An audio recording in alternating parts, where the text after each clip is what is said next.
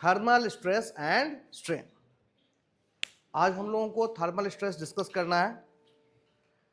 Stress strain के बाद जो हम लोग सिंपल स्ट्रेस स्ट्रेन पढ़ते हैं उसके बाद ये टॉपिक आता है थर्मल स्ट्रेस एंड स्ट्रेन। ध्यान रहे, वर्ड थर्मल किसको रिप्रेजेंट कर रहा है? टेम्परेचर को। इसका मतलब है ये जो स्ट्रेस स्ट्रेन रिलेटेड है ये कहीं ना कहीं टेम्परेचर के साथ रिलेटेड है, ठीक ना। जितने भी मटेरियल हैं लगभग सभी में टेम्परेचर बढ़ने के साथ साथ एक्सपेंशन की प्रोसेस होती है और टेम्परेचर घटने पर कॉन्ट्रैक्शन की प्रोसेस कंप्लीट होती है, ठीक है। जब भी हम किसी चीज़ को हीट करेंगे उसका टेम्परेचर बढ़ेगा तो वो क्या होगा? एक्सपैंड होगा। और यदि टेम्परेचर कम होगा तो वो चीज़ें क्या होंगी? कॉन्ट्रैक्ट होंगी। तो टेम्परेचर के कारण जब भी एक्सटेंशन होता है या कॉन्ट्रैक्शन होता है, एक्सपेंशन या कॉन्ट्रैक्शन के दौरान कहीं ना कहीं डायमेंशन में क्या आता है? चेंज आता है। अगर एक्सपेंशन हो रहा है तो डायमेंशन इंक्रीज कर जाएगा और यदि कॉन्ट्रैक्शन हो रहा है तो डायमेंशन डिक्रीज हो जाएगा। इन दैट केस हम फिर से क्या निकालेंगे? चेंज इन लेंथ और चेंज इन डायमेंशन। अगर सही तरीके से कहें तो क्या निकालेंगे? Change in dimension. यदि लेंथ में जो चेंज हुआ है upon the given length, original length, ये जो चीजें देंगी ये हमें क्या मिलेगा? एलोंगेशन। ये चीजें क्या मिलेंगी? इसको यहां हम एलोंगेशन ना कह के कहेंगे एक्सपेंशन, बिकॉज यहां पर थर्मल स्ट्रेस और कहें टेम्परेचर के कारण मेटल में क्या हो रहा है? एक्सपेंशन हो रहा है। एक्सपेंशन का मतलब उसकी लंबाई, चौड़ाई, मोटाई सभी चीजें क्या हो रही हैं? इंक्रीज कर रही है। क्लियर है? तो यदि टेम्परेचर डेवलप हो रहा है, ध्यान दें, due to increase in temperature यदि डायमेंशन में चेंज आ रहा है, ठीक ना, तो वहां पर जो स्ट्रेस डेवलप हो रहा होगा वो कौन सा होगा? Tensile stress. अगर लेंथ इंक्रीज कर रहा है, ठीक ना, तो देयर इज अ कौन सा स्ट्रेस है भाई? Tensile stress. और यदि टेम्परेचर के कारण यदि कॉन्ट्रैक्शन हो रहा है then there is compressive stress. बात समझ में आ रही है? ये चैप्टर बहुत इंपॉर्टेंस रखता है, इसका खास रीजन है और वो रीजन हम लोग को समझेंगे।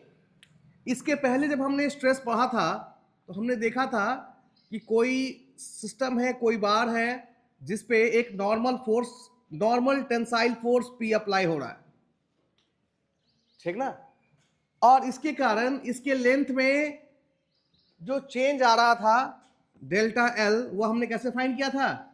PL upon AE। ये निकाला था हम लोगों ने, हुक्स लॉ का यूज किया था इसके लिए। यहां पर जब हमने स्ट्रेन फाइंड आउट किया तो क्या मिला हमें भाई? बताइए। Sigma upon E। क्या हम कल्पना कर सकते हैं कि स्ट्रेस की वैल्यू 0 हो और हमें स्ट्रेन मिले? इस केस में स्ट्रेस की वैल्यू क्या हो जाए? 0 हो जाए और आपको क्या मिले? क्या ऐसी कल्पना संभव है? थर्मल स्ट्रेस में संभव है। इसीलिए ये चैप्टर इंपॉर्टेंट है। यहां पर स्ट्रेस की value may be 0 but there may be strain, ठीक ना। स्ट्रेन क्या था हमारा? Change in length upon original length, ये था ना, या change in dimension upon original dimension. तो डायमेंशन में चेंज होने के लिए कोई ना कोई अप्लाइड लोड लग रहा था जिसके कारण क्या डेवलप हो रहा था? स्ट्रेस डेवलप हो रहा था मटेरियल के भीतर। लेकिन थर्मल स्ट्रेस एक ऐसा कंडीशन है जहां कोई स्ट्रेस नहीं होगा but there is a change in dimension and there will be strain. Stress की वैल्यू 0 होगी। हम लोग अलग अलग कंडीशन देखेंगे कि स्ट्रेस की वैल्यू कितनी है? 0 है, लेकिन वहां पर स्ट्रेन की वैल्यू कुछ ना कुछ एग्जिस्ट करेगी। There are some change in dimension. इसलिए इस रीजन के कारण थर्मल स्ट्रेस स्ट्रेन का एक अलग इंपॉर्टेंस है और इसको भी एक चैप्टर के रूप में आपके साथ कनेक्ट किया गया है, ठीक ना।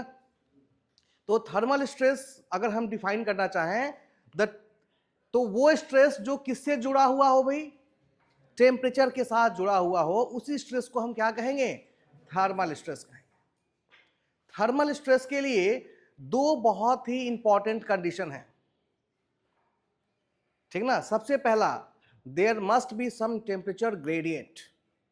ग्रेडियंट का मतलब है difference. There must be some temperature difference. बात समझ में आ रही है?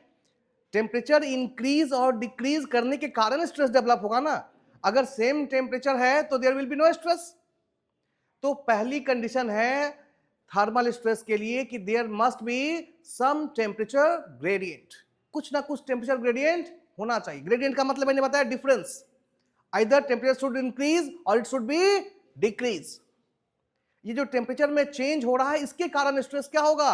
डेवलप होगा। और दूसरी चीज, जब टेम्परेचर डिफरेंस के कारण बॉडी में या मटेरियल में एक्सपेंशन या कॉन्ट्रैक्शन जो भी हो रहा हो, जब वो हो तो उस एक्सपेंशन कॉन्ट्रैक्शन को हम या तो कंप्लीटली रोकें या फिर पार्शियली रोकें। This is the most important condition. अगर एक्सपेंशन और कॉन्ट्रैक्शन को आप रोकते नहीं हैं, then there will be no stress. बात समझ में आ रही है? फॉर एग्जाम्पल, यहां पर एक बॉडी है और इस बॉडी को मैंने हीट करना स्टार्ट कर दिया। हमने हीट किया, इसका टेम्परेचर इंक्रीज करता गया और एक समय आया कि इसका साइज थोड़ा सा क्या हो गया? बढ़ गया, साइज थोड़ा सा इंक्रीज कर गया, ठीक ना। ना अब मैं पूछूं कि इसमें कितना थर्मल स्ट्रेस डेवलप हुआ, देन इट विल बी 0। इसमें कोई थर्मल स्ट्रेस नहीं होगा, बिकॉज एक्सपेंशन इज फ्रीली। जो एक्सपेंशन हो रहा है उसे कोई रोकने वाला नहीं है। बात समझ में आ रही है? अगर कोई रोकने वाला होता एक्सपेंशन को, देन बॉडी के अंदर उसके अगेंस्ट रेसिस्टेंस डेवलप होता। सोच के देखो ना, आप इस दरवाजे से बाहर जाना चाह रहे हो और कोई रोक टोक नहीं तो आसानी से जाओगे ना। लेकिन यदि दरवाजे पे कोई है जो आपको रोक रहा है, तब आप रेसिस्ट करोगे ना। बात समझ में आ रही है? इन द सेम वे, अगर हम इसे हीट करें तो इसका एक्सपेंशन होगा, बॉडी फैलेगी, तो कोई दिक्कत नहीं, बॉडी फैल रही है, तब तक स्ट्रेस डेवलप नहीं होगा। लेकिन यदि इसके एक्सपेंशन को रोका जाए, then material will resist, because material की इच्छा क्या है? फैलने की है, और आप उसको फैलने नहीं दे रहे हैं। तब जाकर मटेरियल आपके ऊपर क्या लगाएगा? रेसिस्टिंग फोर्स लगाएगा, और वो रेसिस्टिंग फोर्स पर यूनिट एरिया ही क्या देगा? हमें स्ट्रेस देगा। तो कुल कितने कंडीशन हुए भाई? 3। एक तरह से देखिए तो 3 है, तो 2 ही, बट इन जनरल कहें तो कुल 3 है। पहला, there must be some temperature difference. पहला तो ये फिक्स कंडीशन है कि टेम्परेचर डिफरेंस होना ही चाहिए। और दूसरी कंडीशन है कि टेम्परेचर के कारण जो भी एक्सपेंशन या कॉन्ट्रैक्शन हो रहा है उसे कहीं ना कहीं कोई रोकने का प्रयास कर रहा है। यानी अगर स्ट्रेस चाहिए तो उसको रोकना है। तीसरा कंडीशन, यदि बॉडी में फ्री एक्सपेंशन हो रहा है तो स्ट्रेस की वैल्यू कितनी हो जाएगी? 0 हो जाएगी, ठीक ना। तो रिस्ट्रिक्शन मस्ट है।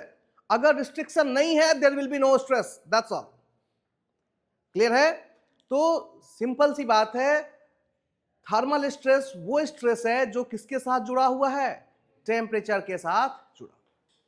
थर्मल स्ट्रेस में इस तरह की कंडीशंस भी पॉसिबल हैं कि जहां स्ट्रेस की वैल्यू क्या हो? 0 हो। लाइक आपने किसी बॉडी को हीटअप कर दिया, जैसे कि मैंने एग्जांपल दिया, हीटअप किया, इसमें एक्सपेंशन हुआ, एक्सपेंशन हुआ तो स्ट्रेन डेवलप हुआ, change in dimension upon original dimension, dimension में भी बदलाव हुआ, एलोंगेशन हुआ, स्ट्रेन आया, बट स्ट्रेस की वैल्यू क्या है? 0 है, बिकॉज इसके एक्सपेंशन या कॉन्ट्रैक्शन को रोकने वाला कोई नहीं। थर्मल स्ट्रेस तब तक डेवलप नहीं होगा जब तक एक्सपेंशन कॉन्ट्रैक्शन को रिस्ट्रिक्टेड ना किया जाए। बात समझ में आ रही है ना? अगर वो फ्रीली एक्सपेंड होने को तैयार है और कोई रुकावट नहीं है तो स्ट्रेस की वैल्यू हमेशा क्या रहेगी? 0 रहेगी। बात समझ में आ रही है? नेक्स्ट कुछ कंडीशंस लेते हैं जहां से कि हम थर्मल स्ट्रेस को ज्यादा अच्छे तरीके से समझ पाएंगे। और थर्मल स्ट्रेस होता क्या है ये तो हमने देखा, न्यूमेरिकली इसका मैग्नीट्यूड कैसे फाइंड आउट करें ये देखते हैं। पहली चीज, जो पहला कंडीशन है थर्मल स्ट्रेस के लिए वो है कि there must be some temperature gradient. Clear है? कुछ ना कुछ टेम्परेचर डिफरेंस होना चाहिए। यहां पर टेम्परेचर डिफरेंस को मैं dt या डेल्टा टी नहीं लिख रहा हूं, क्योंकि आगे चल करके डायमीटर के साथ अगर dt लिखूंगा और डायमीटर को d लूंगा तो कंफ्यूजन हो जाएगा। इसलिए सिंपल t क्या है हमारा यहां पे? Temperature difference. ठीक ना? यहां t टेम्परेचर नहीं है, क्या है? Temperature difference. इसको मैं dt या डेल्टा टी भी लिख सकता था, लेकिन नहीं लिख रहा हूं क्योंकि आगे ऐसा इक्वेशन बनता है जिसमें ये बार बार dt या डेल्टा टी हमारे लिए क्या डेवलप करेगा? कंफ्यूजन क्रिएट करेगा। तो सिंपली t है टेम्परेचर डिफरेंस। ठीक है? एक्सपेरिमेंटली ये देखा गया कि टेम्परेचर बढ़ने के साथ साथ एक्सपेंशन होगा और टेम्परेचर घटने के साथ साथ क्या होगा? कॉन्ट्रैक्शन। ये जो एक्सपेंशन या कॉन्ट्रैक्शन जिसको हम क्या कह सकते हैं? Change in dimension. Change in dimension को यहां पर हम रिप्रेजेंट करते हैं डेल्टा से। किससे रिप्रेजेंट करेंगे? डेल्टा से। This is change in dimension. It may be expansion, it may be contraction. Expansion भी हो सकता है और कॉन्ट्रैक्शन भी हो सकता है। तो जो थर्मल स्ट्रेस की वैल्यू है और ये जो चेंज इन क्या है? डायमेंशन है। ठीक ना? This change in dimension is directly proportional to temperature difference. ये चीज एक्सपेरिमेंटली देखा गया कि जो चेंज इन डायमेंशन है या जो डेल्टा है ये डायरेक्टली प्रोपोर्शनल है किसके? टेम्परेचर डिफरेंस के। क्लियर है? और साथ ही this delta is directly proportional to L. L is the length of the body, length of the section, लंबाई उसकी। ठीक ना? जहां L क्या है भाई? L is equal to length of body, body की लंबाई। यानी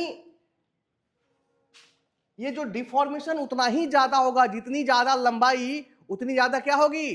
डिफॉर्मेशन। समझे? सपोज एक मटेरियल ये है और एक मटेरियल ये है, दोनों का साइज क्या है? अलग अलग है। इसका मतलब जो सेम टेम्परेचर से अगर इनका टेम्परेचर डिफरेंस हम मेंटेन करें तो दोनों में जो इलॉन्गेशन होगा वो क्या होगा?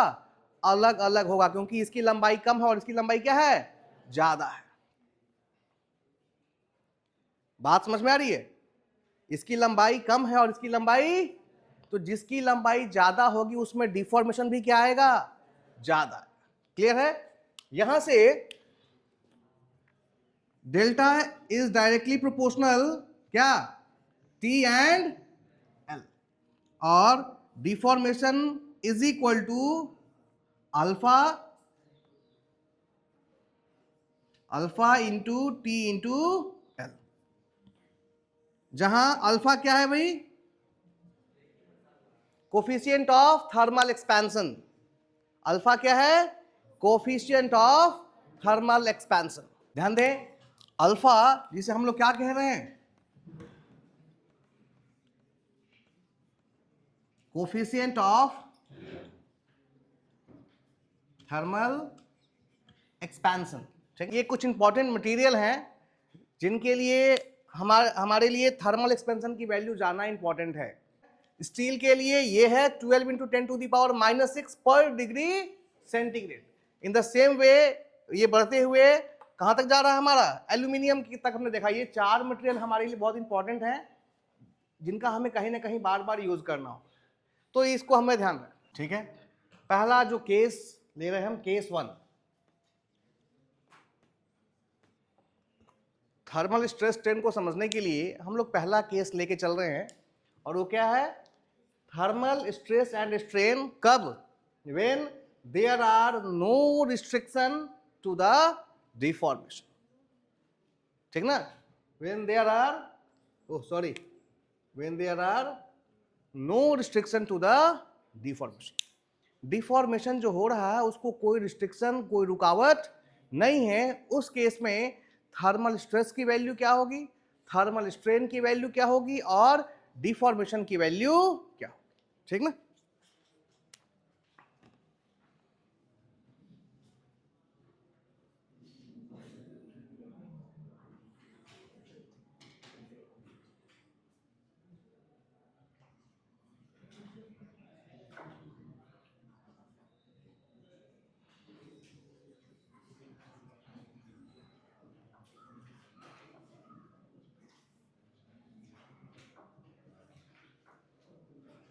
हमने एक बार लिया है, ठीक ना, जिसकी लेंथ कितनी है L और डायामीटर कितनी है D। इसके बाद हम लोग सिर्फ एक सेक्शन लेंथ लेके चलेंगे। इस बार मैंने डायमीटर भी लिया है ताकि चीजों को अच्छे से एक्सप्लेन कर सकूं। यहां पर आगे हम लोग सिर्फ लंबाई को लेकर के आगे बढ़ेंगे, ठीक ना।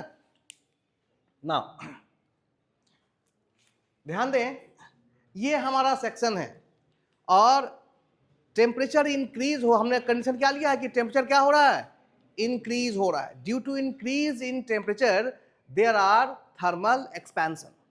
एक्सपेंशन होगा तो क्या होगा भाई, इसकी लंबाई में कुछ इंक्रीज होगा, साथ ही साथ इसका डायमीटर भी क्या होगा, चेंज होगा। डायमीटर भी क्या होगा, इंक्रीज होगा।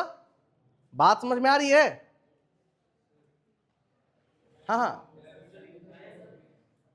आ रहे हैं। डायामीटर भी चेंज होगा। फ्री एक्सपेंशन का मतलब क्या है कि सिर्फ एक तरफ एक्सपेंशन होगा। हाँ जी, कोई चीज फ्रीली एक्सपैंड कर रहा है, इसका मतलब क्या सिर्फ लंबाई बढ़ेगी, डायमीटर में भी तो चेंज होगा। ये बात नहीं समझ में आ रही है क्या? क्लियर है? अगर कोई चीज फ्रीली एक्सपेंड कर रहा मतलब एक्सपेंशन इन ऑल डायरेक्शन ना, ठीक ना। लेकिन हम लोग लेंथ क्यों लेते हैं, क्योंकि विड्थ और दैट इज डायमीटर में जो चेंज होगा वो क्या होगा, बहुत ही माइन्यूट होगा इन कंपैरिजन टू लेंथ, इसीलिए उसको नेगलेक्ट। इसलिए तो मैंने क्या कहा कि इस केस के लिए मैं सिर्फ डायमीटर को कंसीडर कर रहा हूं, इसके बाद सिर्फ क्या लेके चलेंगे, ओनली लेंथ। बात समझ में आ रही है? क्लियर है ना। Suppose this direction is x direction, ये डायरेक्शन हमने कौन सा ले लिया है, एक्स डायरेक्शन, इधर हमारा है वाई डायरेक्शन, ठीक है। हम यहां निकाल रहे हैं, सबसे पहले लेंथ के डायरेक्शन में जो चेंज हो रहा है उसे निकाल रहे हैं। कितना लिखे भाई, लेट थर्मल स्ट्रेस जो टेम्परेचर डिफरेंस था उसके कारण लंबाई में चेंज आया डेल्टा एल, ठीक ना, डेल्टा एल। ये किसमें चौड़ाई, किसमें चेंज आया है, चेंज इन लेंथ। ये क्या है, change in, and delta D ये क्या है, चेंज इन डायामीटर, ठीक है। बाद में हम देखेंगे कि डायमीटर में जो चेंज हो रहा है क्या हो रहा है, बहुत ही कम हो रहा है इन कंपैरिजन टू लेंथ, तो हम लोग उसको सिंपली क्या कर देते हैं, नेग्लेक्ट कर देते हैं और हर जगह क्या निकालते हैं, चेंज इन लेंथ निकालते हैं, ठीक है ना। अब सबसे पहले चीज हमें डिफॉर्मेशन मिल गया, डिफॉर्मेशन मिल गया तो हम क्या निकाल रहे हैं, स्ट्रेन, ठीक ना, e x, strain along X axis, या फिर कहें स्ट्रेन अलोंग लेंथ कह सकते हैं। कितना हो जाएगा भाई, अगर हमने टोटल लेंथ कितना माना है, एल माना है, इसको हम मैं स्मॉल एल कर देता हूं, ठीक है, क्लियर है। तो कितना हो जाएगा बताएं, delta L upon L, clear है ना। E Y, strain along Y direction, बताएं भाई कितना होगा, delta D upon strain along Z direction. 3D body है ना, एक रॉड लिया है तो उसका कैसा होगा बॉडी, 3 डायमेंशनल। अगर ये क्रॉस सेक्शन यहां देखेंगे तो एक वाई के अलोंग होगा और एक जेड के अलोंग होगा ना। ये देखिए, ये रॉड है, ये लंबाई हो गई, इधर देखेंगे तो ये क्रॉस सेक्शन, क्रॉस सेक्शन में ये भी डायमीटर है और ये भी क्या है, डायमीटर है।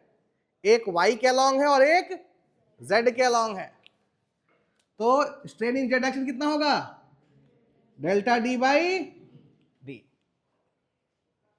ठीक है। तो हमें हर डायरेक्शन में क्या मिल रहा है, स्ट्रेन मिल रहा है, क्लियर है। Now what about stress, sigma x is equal to sigma y is equal to sigma z is equal to, ठीक ना। ध्यान दें, आपने इसे हीटअप किया तो इसके डायमेंशन में चेंज आया, बट इसके ना तो चेंज इन लेंथ को कोई रोक रहा है, ना तो चेंज इन डायमीटर को कोई रोक रहा है, तो ये फ्रीली एक्सपेंड हो रहा है। और जब भी फ्री एक्सपेंशन होगा मटेरियल के अंदर किसी तरह का रेसिस्टिंग फोर्स डेवलप नहीं। बात समझ में आ रही है? लेकिन मान लो कि इसमें डेल्टा एल का बदलाव होना चाहिए था और हम इसको यहां रोक दें और डेल्टा एल का चेंज ना होने दें, उस केस में मटेरियल के अंदर क्या डेवलप होगा? रेसिस्टिंग फोर्स डेवलप होगा, और वो रेसिस्टिंग फोर्स पर यूनिट एरिया ही हमें क्या देगा? थर्मल स्ट्रेस की वैल्यू देगा। लेकिन जब तक कोई रिस्ट्रिक्शन नहीं है, स्ट्रेस की वैल्यू कितनी होगी? 0। सो स्ट्रेन हमको मिला, स्ट्रेन एग्जिस्ट कर रहा है, बट स्ट्रेस की वैल्यू कितनी है? 0। There are deformation, there are strain, but the value of stress is 0। This is the beauty of thermal stress. बात समझ में आ रही है? थर्मल स्ट्रेस के बारे में फिर से बताऊं, थर्मल स्ट्रेस में दो चीजें इंपॉर्टेंट हैं। थर्मल स्ट्रेस डेवलप होने के लिए पहली चीज, there must be some temperature, और दूसरी चीज, थर्मल एक्सपेंशन या कॉन्ट्रैक्शन जो भी हो, उसे कहीं ना कहीं प्रतिबंधित किया गया हो, रिस्ट्रिक्टेड किया गया हो। और ये रिस्ट्रिक्शन दो तरह के हो सकते हैं, एक कंप्लीट रिस्ट्रिक्शन और एक पार्शियल रिस्ट्रिक्शन। लेकिन रिस्ट्रिक्शन होना मस्ट है। अगर रिस्ट्रिक्शन नहीं है तो स्ट्रेस की वैल्यू हमेशा, थर्मल स्ट्रेस की वैल्यू कितनी होगी? 0। तो एकदम ध्यान से देखना है, कई बार ऑब्जेक्टिव क्वेश्चन में इस कॉन्सेप्ट पे पूछ रखा है। वो एक सिस्टम बना के दिखाता है और कहता है कि टेम्परेचर में इतना चेंज हो गया, ये डायमेंशन है, बताओ स्ट्रेस की वैल्यू कितनी होगी। हमें सिर्फ क्या देखना होता है कि रिस्ट्रिक्शन है या नहीं। अगर रिस्ट्रिक्शन नहीं है तो स्ट्रेस 0 हो जाएगा। बात समझ में आ रही है ना? एक तो हम लोगों ने बिल्कुल फ्री का कंडीशन देखा, सेकेंड केस में हम देखेंगे कि यदि रिस्ट्रिक्शन हो तब स्ट्रेस की वैल्यू क्या हो। थर्ड केस में हम देखेंगे कि रिस्ट्रिक्शन तो हो बट कंप्लीटली नहीं हो, क्या हो? पार्शियली हो। उस केस में स्ट्रेस की वैल्यू कितनी? क्लियर है? Case 2,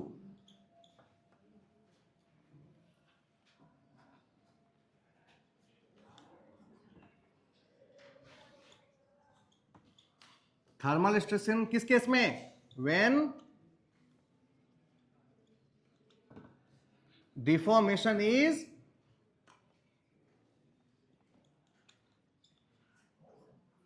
completely restricted। डिफॉर्मेशन को हम कंप्लीटली क्या कर रहे हैं? रोक दे रहे हैं। उस केस में स्ट्रेस स्ट्रेन की वैल्यू कितनी होगी? आ जाओ।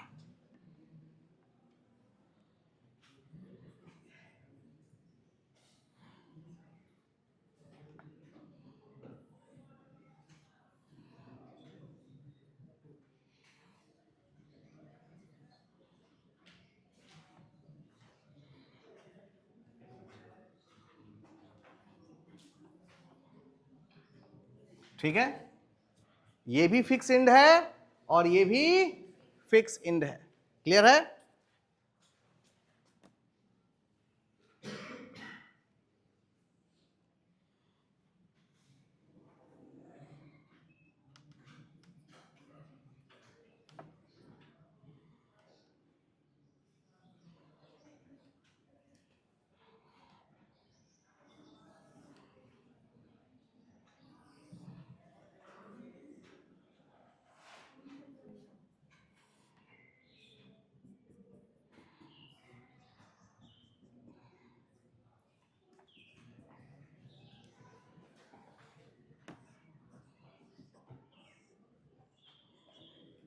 आई देखते हैं सेकेंड केस।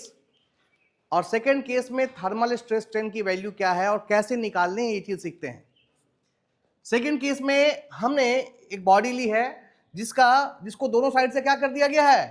फिक्स कर दिया गया। और इस केस में टेम्परेचर को क्या कर दिया गया? इंक्रीज कर दिया गया। अगर टेम्परेचर इंक्रीज करेगा देन क्या होगा? There will be deformation, thermal deformation. ठीक ना? टेम्परेचर बढ़ने के साथ साथ मटेरियल ट्राई टू एक्सपेंड करता है, तो ये भी एक्सपेंड करना चाहेगा। और अगर ये एक्सपेंड करता है तो इसका एक्सपेंशन हम कैसे निकालेंगे भाई? Expansion will be delta. यहां पर हमने दिखाया है, अगर ये यहां से यहां तक का हिस्सा कितना है? कितना है भाई? ध्यान दो, अगर ये रिस्ट्रिक्शन नहीं होता केस तो हमने लिया है रिस्ट्रिक्टेड वाला, लेकिन इसको सॉल्व करने के लिए सबसे पहले हम ये मानेंगे कि ये रिस्ट्रिक्शन यहां पर नहीं। अगर रिस्ट्रिक्शन नहीं है तो ये इजीली एक्सपेंड करता टेम्परेचर के अनुसार, ठीक ना। तो कितना होता भाई, डेल्टा हम निकालते हैं यहां पर, तो it will be alpha. Alpha इस मटेरियल का कोफिशिएंट ऑफ थर्मल एक्सपेंशन हो गया, ठीक ना। टी टेम्परेचर डिफरेंस और इसका ये इतना डिफॉर्मेशन होता कब, जब यहां पर कोई पाबंदी नहीं होती। इसीलिए मैंने सेकंड फिगर बनाया है जिसमें हमने किसको रिप्रेजेंट किया है, डेल्टा। लेकिन ये पाबंदी के कारण ये इतना डिफॉर्मेशन नहीं हो पाएगा। ये चीज क्लियर है, क्योंकि ये सिस्टम आगे नहीं, ना तो इधर जा सकता है और ना ही इधर मूव कर सकता है। इसके केस में ये डिफॉर्मेशन पॉसिबल नहीं है।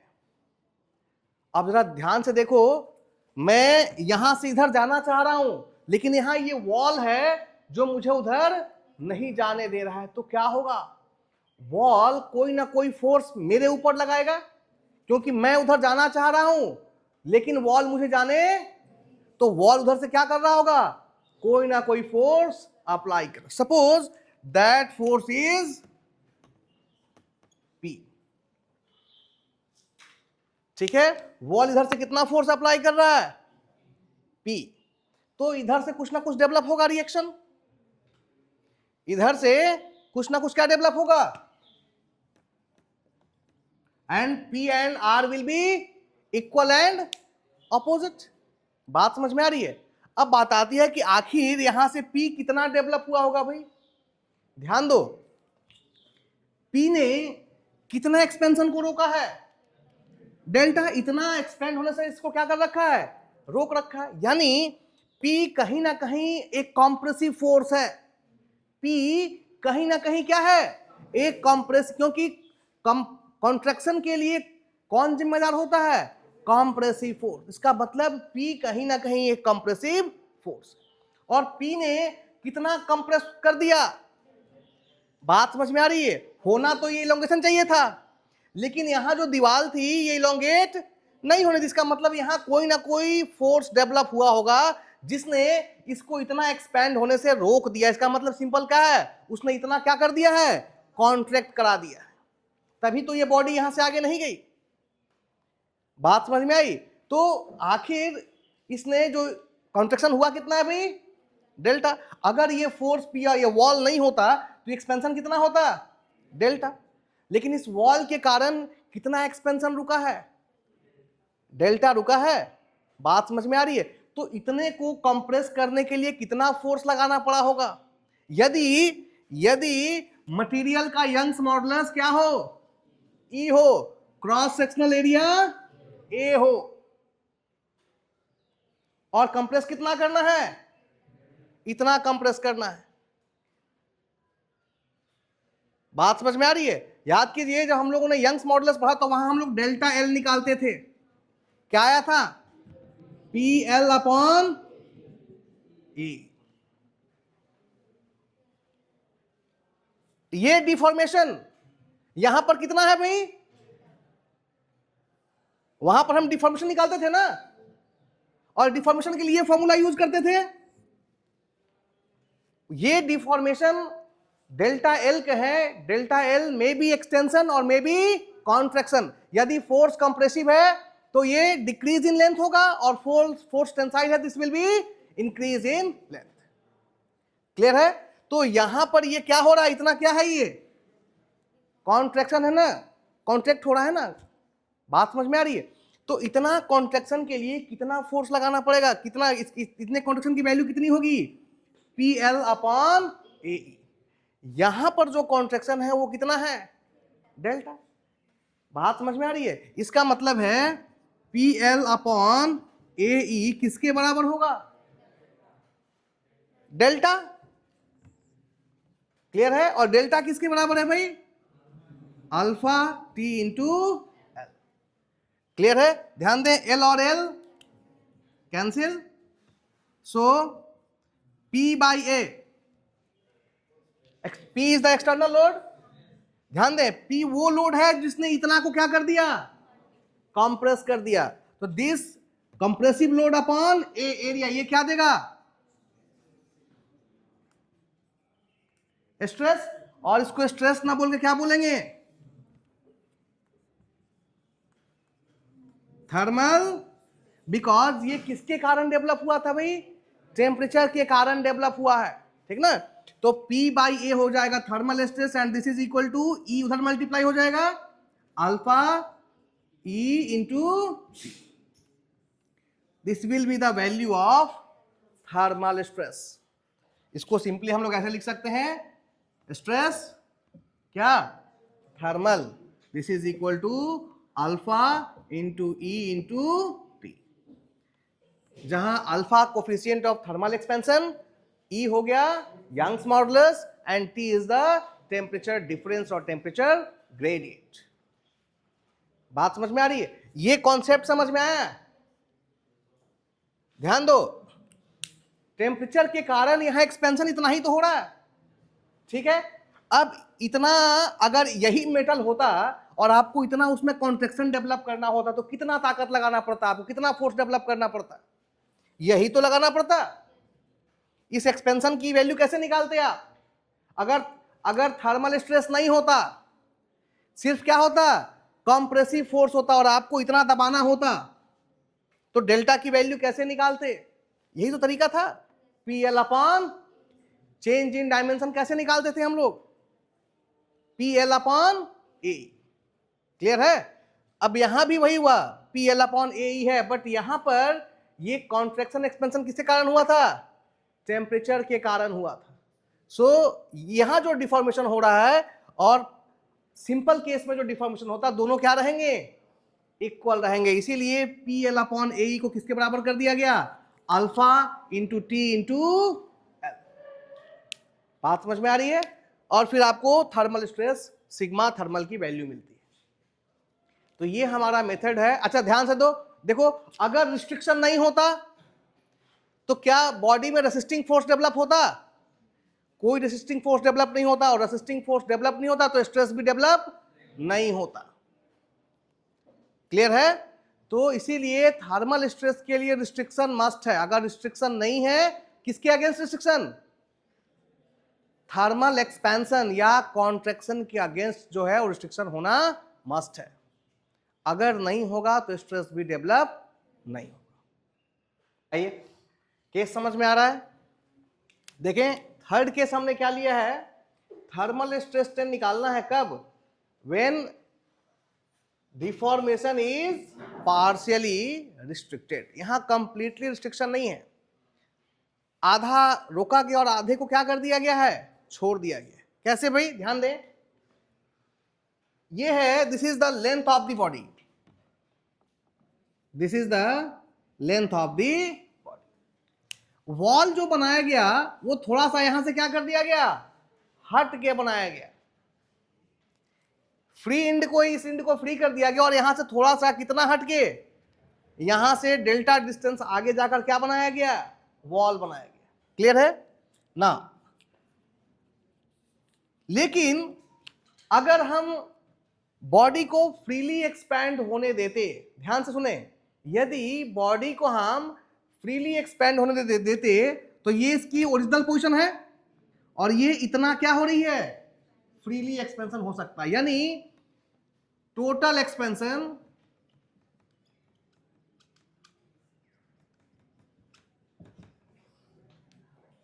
अगर हम निकालें तो उसकी वैल्यू कितनी आएगी? Alpha T into, total thermal expansion की वैल्यू यही आएगी, अल्फा टी इंटू एल। कब? जब टेम्परेचर ग्रेडियंट कितना हो? टी हो, एल इज द लेंथ और यहां coefficient of thermal expansion alpha. आइए देखते हैं वापस बोर्ड पे आइए। ध्यान दो, पहली चीज हमने मान ली कि यहां कोई रिस्ट्रिक्शन नहीं। थर्मल स्ट्रेस निकालने के लिए हमेशा हम पहले प्रतिबंध को, रिस्ट्रिक्शन को क्या कर देते हैं? रिमूव करके देखते हैं कि अगर कोई रिस्ट्रिक्शन नहीं होता तो एक्सपेंशन कितना होता, ठीक ना। तो टोटल थर्मल एक्सपेंशन किसी भी मटेरियल के अंदर कितना होगा? Alpha T into L. ठीक है? अगर ध्यान से देखें तो यहां टोटल थर्मल एक्सपेंशन को अगर इस पिक्चर से कंपेयर करें तो क्या लिख सकते हैं, डेल्टा प्लस लिख सकते हैं क्या? जरा ध्यान से देखें, टोटल जो एक्सपेंशन हो रहा है यही है ना, ये ओरिजिनल पोजीशन है और यहां से यहां तक एक्सपेंशन हो रहा है, तो अंदर कितना हुआ भाई डेल्टा, और यहां से बाहर कितना हो रहा है एक्स। तो total thermal expansion alpha into T into L किसके बराबर होगा, डेल्टा प्लस एक्स के बराबर। क्लियर है?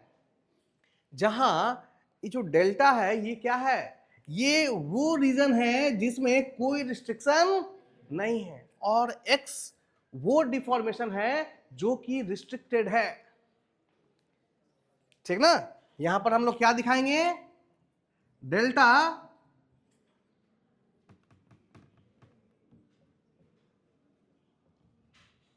अनरिस्ट्रिक्टेड डिफॉर्मेशन है और एक्स क्या है,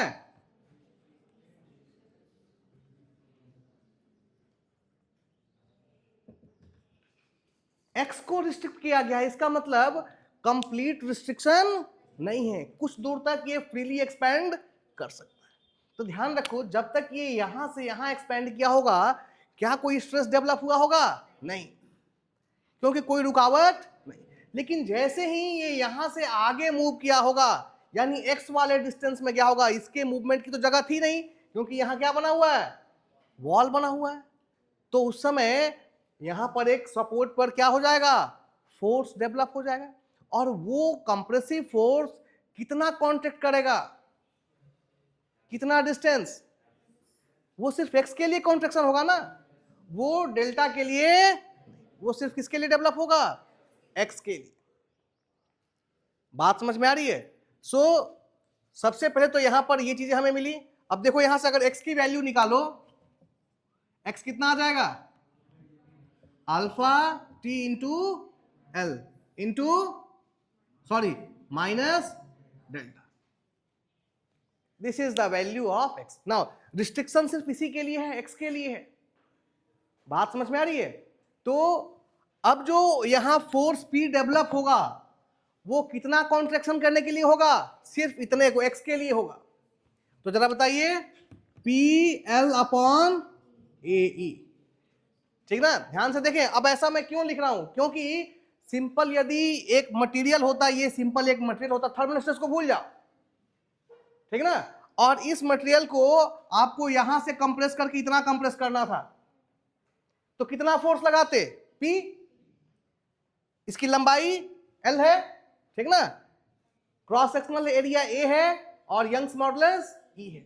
उस केस में इतना कॉन्ट्रैक्ट करने के लिए डेल्टा L निकालते, it is decrease in length, value कितनी आती, PL अपॉन A।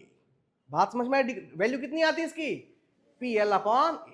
अब जरा देखो यहां पर डेल्टा L की वैल्यू हमें कितनी रखनी है, हमें कितना कॉन्ट्रैक्ट कराना है, x कॉन्ट्रैक्ट कराना है, तो x की वैल्यू क्या हो जाएगी, PL अपॉन, क्लियर है? बात समझ में आ रही है?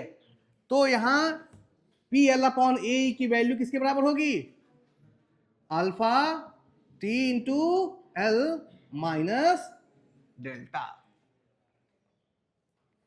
बात समझ में आ रही है? इसके बराबर वैल्यू होगी। अब जरा देखो यहां से P अपॉन ए को क्या लिख देंगे, thermal stress is equal to कितना हो जाएगा, E, ठीक ना, E by L into alpha T L minus delta, this will be the value of thermal stress. ध्यान रहे, ये भी तब मिला हमें जब हमने इसको कितना रिस्ट्रिक्ट किया, पार्शियली रिस्ट्रिक्ट किया। यदि हम रिस्ट्रिक्शन हटा दें तो again there will be no stress. तो थर्मल स्ट्रेस में हमेशा ध्यान रखें कि रिस्ट्रिक्शन नहीं तो स्ट्रेस नहीं। क्लियर है? नेक्स्ट केस जो हम लोग ले रहे हैं वो कंपोजिट बार या फिर कंपाउंड बार का ले रहे हैं। कल हम लोगों ने कंपोजिट सेक्शन के बारे में पढ़ा था, कंपोजिट बार के विषय में पढ़ा था, और हम लोगों ने कंपोजिट बार में पढ़ते समय दो चीज़ों को देखा था कि कंपोजिट सेक्शन में पहला केस क्या था कि जो टोटल एक्सटर्नल अप्लाइड लोड होगा वो जितने भी मटेरियल से मिलके बना होगा सभी लोग उसको कुछ ना कुछ क्या करेंगे, कंट्रीब्यूट करेंगे। हमने देखा था P is equal to P1 plus, कल का केस जो हम लोगों ने लिया था। और क्या था भाई, दूसरी चीज आई थी कि delta 1 is equal to delta. चूंकि कंपोजिट सेक्शन में मटेरियल इस तरह से जुड़े होते हैं कि दोनों में डिफॉर्मेशन की वैल्यू क्या रहती है, सेम रहती है, सरफेस टू सरफेस कांटेक्ट होता है। तो जितना एक मटेरियल एक्सपैंड करेगा उतना ही दूसरा मटेरियल भी क्या करेगा, एक्सपैंड। ये दो केसेस एप्लीकेबल थे। और हमने एक चीज और भी देखा था कि स्ट्रेन की वैल्यू भी क्या होगी, इक्वल होगी, E1 is equal to E2।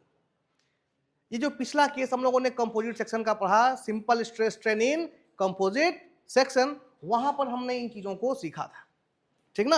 अब इसी कॉन्सेप्ट को हम लोग कहां के लिए यूटिलाइज करेंगे, थर्मल स्ट्रेस स्ट्रेन के केस में भी करेंगे, ठीक है। क्या है, इसके लिए हम लोगों ने दो बार लिया है जो अलग अलग मटेरियल के बने हुए हैं।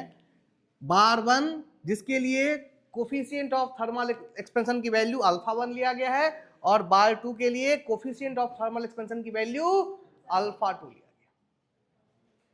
बात समझ में आ रही है। अब जब दोनों का thermal expansion, coefficient of thermal expansion की वैल्यू अलग अलग है, तो दोनों मटेरियल में डिफॉर्मेशन भी क्या होगा, अलग अलग होगा। बात समझ में आ रही है। क्योंकि जो डिफॉर्मेशन होता है डेल्टा 1 विल बी कितना बताइए, alpha 1 into T into L. Suppose this is L, clear है। और अल्फा 2 डेल्टा 2 अल्फा 2 इंटू ना, हमने कंसिडरेशन ये लिया है कि alpha 1 is greater than alpha, यानी बार 1 का जो मटेरियल है इसका कोफिशिएंट ऑफ थर्मल एक्सपेंशन की जो वैल्यू है वो बार 2 से क्या है। यहां से जरा आप ध्यान से देखें, अगर ऐसा है कि अल्फा 1 की वैल्यू अल्फा 2 से ज्यादा है, उस केस में यहां से हमें क्या मिलेगा, delta 1 will be greater than. ये चीज क्लियर है भाई, ठीक ना। अब जरा समझो, ये दोनों कंपोजिट मटेरियल से बने हुए हैं, ठीक ना। ये दोनों कंपोजिट सेक्शन है, ठीक है। मैंने हीटअप किया, एक के लिए डेल्टा 1 है और एक के लिए डेल्टा 1 बड़ा है और डेल्टा 2। ये दोनों अपनी जगह से हिल नहीं सकते, ये दोनों सरफेस क्या रहेंगे, हमेशा एक साथ रहेंगे। और नीचे वाला कह रहा है कि मुझे यहां तक आना है और ऊपर वाला कह रहा है कि मुझे यहां तक आना है, लेकिन अल्टीमेटली दोनों को रहना क्या है, एक कंपोजिट का मतलब यही है, ठीक ना। ये वैल्यू चेंज, ये सरफेस चेंज नहीं। अब जरा देखो, यहां मैंने फिगर में यहां दिखा रखा है, this is bar 1 and this is bar 2।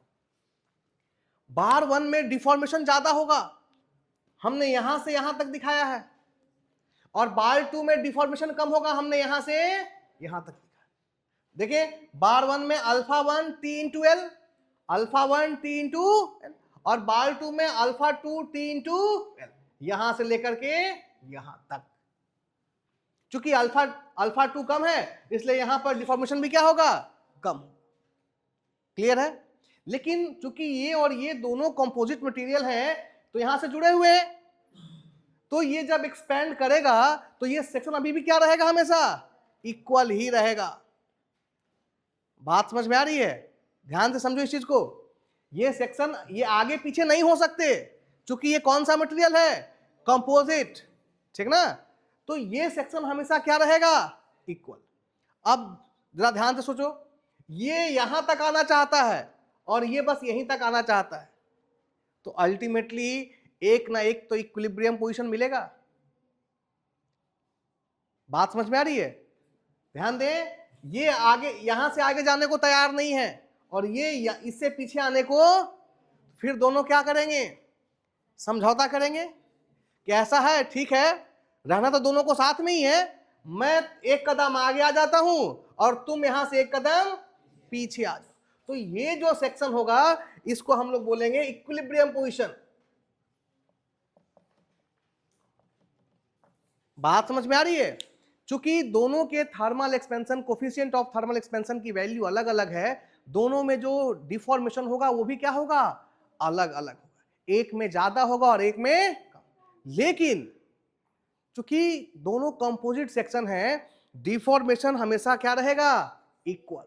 इसका मतलब है कि एक जिसमें ज्यादा एक्सपेंशन हो रहा था, उसके इतने एक्सपेंशन को रोकना पड़ेगा, और रोकने के लिए हमें कौन सा फोर्स अप्लाई करना होगा, कॉम्प्रेसिव फोर्स।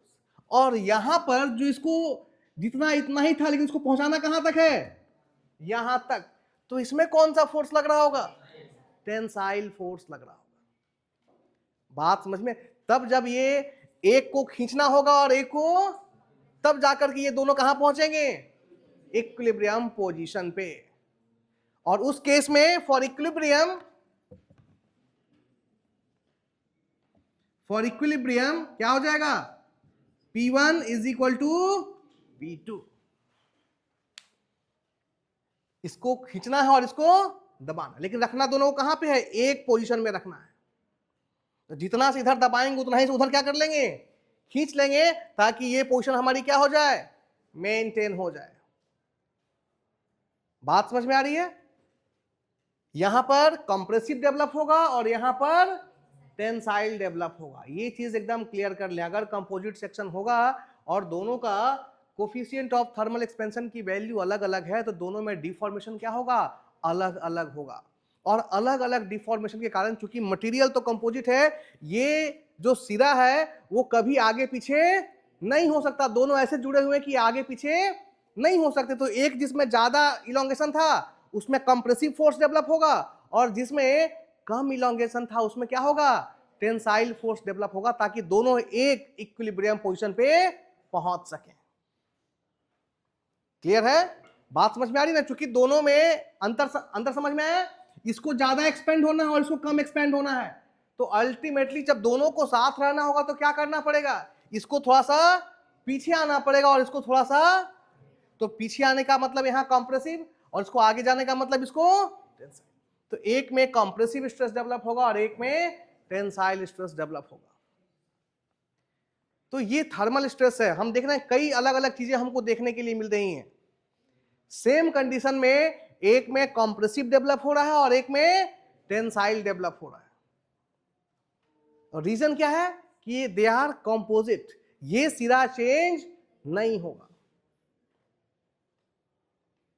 तो इक्विलिब्रियम के पास हमारे पास क्या मिल जाएगा, P1 is equal to P2।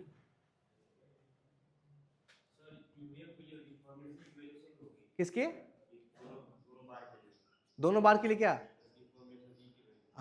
E की वैल्यू, क्यों E की वैल्यू सेम होगी भाई, अलग अलग में अलग अलग बार है तो E की वैल्यू अलग अलग रहेगी ना। यंग्स मॉडुलस की वैल्यू तो अलग अलग चलेगी। फिर से बोलिए,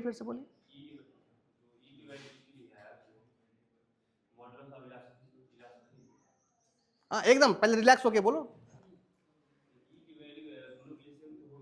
नहीं होगी सेम। आजा एक चीज देखो, अगर दोनों की E की वैल्यू सेम होती, इसका मतलब मटेरियल सेम होता, तो फिर अल्फा भी दोनों के लिए क्या हो जाता, सेम हो जाता ना। P1 और P2 कहां, P1 P2 बराबर है, ये उस केस में है जब दोनों का अल्फा क्या है, अलग अलग है। मैंने क्या कहा, इधर फिर समझो, इसको इक्विलिब्रियम पोजीशन में पहुंचना है तो इसे पीछे आना पड़ेगा और इसे आगे जाना। तो एक तो कहीं ना कहीं अंत में दोनों एक जगह पहुंचेंगे ना। अब जरा देखो, इसको दबाएंगे और इसको खींचेंगे तभी तो एक इक्विलिब्रियम पोजीशन मिलेगा। तो कितना से दबाएंगे और कितने से खींचेंगे, जिस फोर्स से इसको दबाएंगे उसी फोर्स से इसको क्या करेंगे, खींचेंगे, तभी दोनों एक जगह पे पहुंचेगा। अगर जरा सोच लो कि अगर ये दोनों इक्वल ना हो तो क्या होता, सोच के देखो, इमेजिन करके देखो, इसको तुम इधर दबाते तो ये यहां आने के बजाय क्या हो जाता, थोड़ा सा ये फिर कहां चल जाता, आगे चल जाता। बात समझ में आ रही है? तो फोर्स इक्विलिब्रियम के लिए दोनों की वैल्यू क्या हो जाएगी, तभी इस लाइन पे वो रहेंगे। अगर फोर्स में डिफरेंस होगा तो कभी ये दोनों सिरा एक जगह नहीं आएगा, फिर एक आगे जाएगा तो एक क्या हो जाएगा, पीछे। क्योंकि ये दोनों कंपोजिट मटेरियल ये आगे पीछे नहीं हो सकते, इसलिए कहीं ना कहीं समझौता करेंगे और एक पोजीशन पे पहुंचेंगे। इसीलिए P1 किसके बराबर हो जाएगा, P2 के। Let it is equal to, say it is equal to P। बात समझ में आ रही है?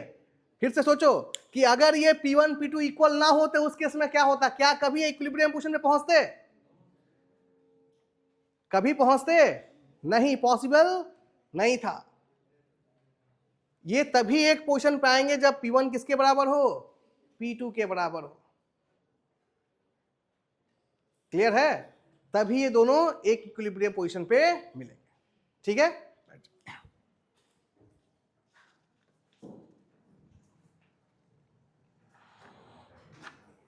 ना पहला हमने देखा कि इक्विलिब्रियम कंडीशन के लिए P1 is equal to P2, और दूसरा केस क्या आएगा भाई, इक्विलिब्रियम कंडीशन के लिए सेकंड केस क्या आएगा, जरा ध्यान से देखें, alpha alpha 2 into T into L plus delta 2। इसमें जब डेल्टा 2 को जोड़ देंगे तो इक्विलिब्रियम पे आ जाएंगे, इज इक्वल टू, इधर देखिए, इधर कितना होगा, alpha 1 into T into L, total हो गया। इक्विलिब्रियम पे आने के लिए कितना माइनस करना होगा, डेल्टा 1 माइनस डेल्टा 1, तब जाकर के हम कहां पहुंचेंगे, फॉर इक्विलिब्रियम।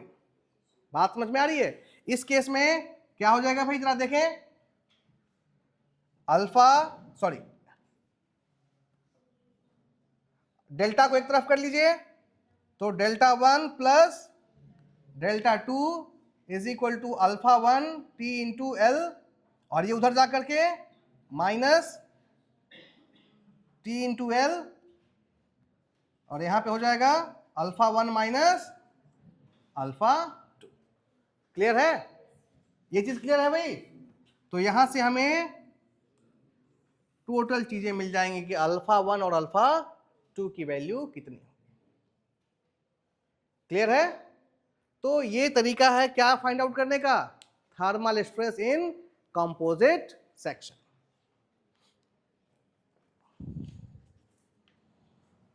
ठीक है, एक स्टेप हम लोग इसको और आगे लेके जा सकते हैं। ध्यान दे, डेल्टा 1 और डेल्टा 2 को फिर हम लोग क्या लिख सकते हैं, P L upon A E, E1 हो जाएगा, A1 हो जाएगा, और L तो दोनों का क्या रहेगा, सेम रहेगा, और P चूंकि P1 is equal to PT is equal to हमने क्या मान लिया है, P, तो P की वैल्यू भी सेम रहेगी, प्लस डेल्टा 2 को क्या लिखेंगे, PL upon A2 E2 is equal to T into L alpha 1 minus alpha 2। Clear है? इसका क्या मतलब है भाई, दोनों सेक्शन में थर्मल स्ट्रेस की वैल्यू क्या होगी, अलग अलग होगी।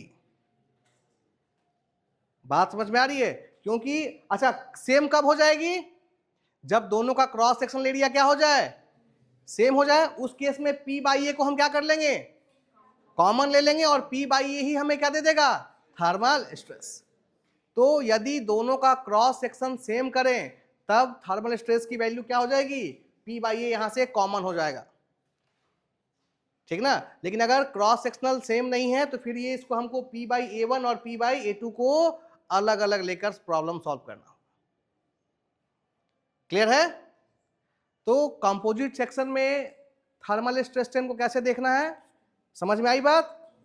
एक बार दो बार जब वीडियो को रिपीट करेंगे तब ज्यादा चीजें क्लियर हो पाएंगी, ठीक ना। ध्यान ये रखना है, जो मैं फिर से यहां बोल रहा हूं एक बार फिर से बोल रहा हूं, इसको ध्यान से देखें। अगर इसका अल्फा ज्यादा है इससे तो इसमें ज्यादा एलोंगेशन होगा और इसमें कम एलोंगेशन, लेकिन एक को ज्यादा होना है और एक को कम होना है। ये देखिए, इसको ज्यादा जाना था और इसको कम जाना था, लेकिन चूंकि ये कंपोजिट मटेरियल है तो ये जो सेक्शन है ये दोनों हमेशा क्या रहेंगे, इक्वल रहेंगे, ये चेंज नहीं होने वाले। तो सीधी सी बात है, जिसको आगे जाना था उसको थोड़ा सा पीछे आना पड़ेगा, और जो पीछे था उसको थोड़ा सा आगे आना पड़ेगा, तभी जाकर के दोनों सिरे क्या होंगे, इक्वल। तो जिसको पीछे आना है उसमें कंप्रेसिव, और जिसको आगे जाना है उसमें टेंसाइल स्ट्रेस डेवलप। इतनी सी बात ध्यान रखेंगे तो कहीं समस्या नहीं है। ठीक है, चलिए आज के लिए यहाँ देते हैं। Thank you.